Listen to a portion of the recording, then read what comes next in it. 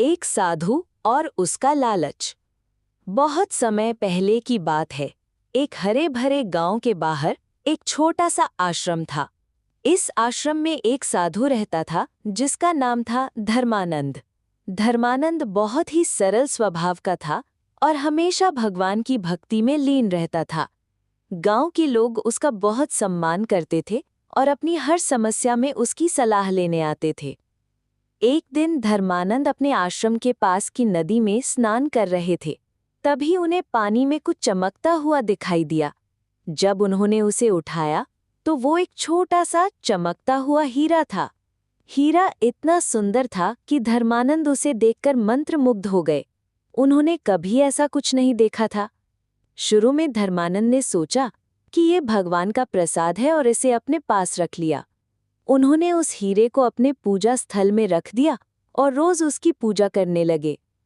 धीरे धीरे उस हीरे के प्रति उनका लालच बढ़ने लगा। वे दिन रात उस हीरे के बारे में सोचने लगे। उन्हें लगने लगा कि ये हीरा उनकी सारी समस्याओं का समाधान कर सकता है। वे सोचने लगे कि अगर उनके पास और हीरे होते तो वे कितने धनी हो जाते। उनका मन अशांत रहने लगा और वे अपने ध्यान और पूजा में ध्यान केंद्रित नहीं कर पा रहे थे। उनकी रातों की नींद उड़ गई। गांव के लोगों ने भी महसूस किया कि धर्मानंद पहले जैसे नहीं रहे। वे शांत और प्रसन्न रहने की बजाय हमेशा चिंतित और खोए खोए से रहते थे। एक दिन गांव का एक बूढ़ा व्यक्ति जिसका नाम ज्ञानचंद था, धर्मानंद से मिलने आया। ज्ञानचंद बहुत ही अनुभवी और समझदार व्यक्ति थे। उन्होंने धर्मानंद के चेहरे पर चिंता और बेचैनी देखी। क्या हुआ धर्मानंद जी? ज्ञानचंद ने पूछा। आप आजकल कुछ परेशान से लगते हैं। धर्मानंद ने हिचकिचाते हुए ज्ञानचंद को हीरे के बारे में बताया। उन्होंने कहा कि कैसे उस हीरे ने उनकी शांति छीन ली है और उन्हें लालच की दलदल में धकेल दिया है। ज्ञानचंद ने ध्यान से धर्मानंद की बात सुनी और मुस्कुराए।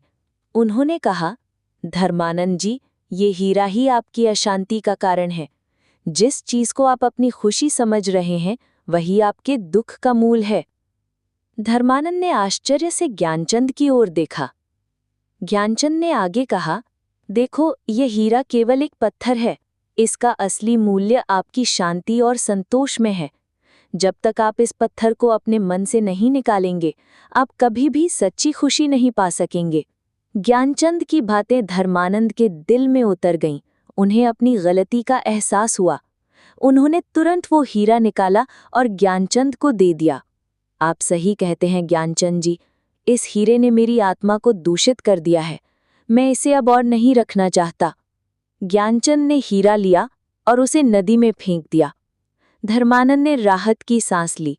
उनके मन से एक बड़ा बोझ उतर गया था। उस दिन के बाद धर्मानंद फिर से पहले जैसे हो गए। वे फिर से अपनी ध्यान और पूजा में लीन रहने लगे। उनके चेहरे पर वही पुरानी शांति और प्रसन्नता लौट आई थी। गांव के लोग भी खुश थे कि उनके प्यारे साधु ने अपनी शांति वापस पा ली है।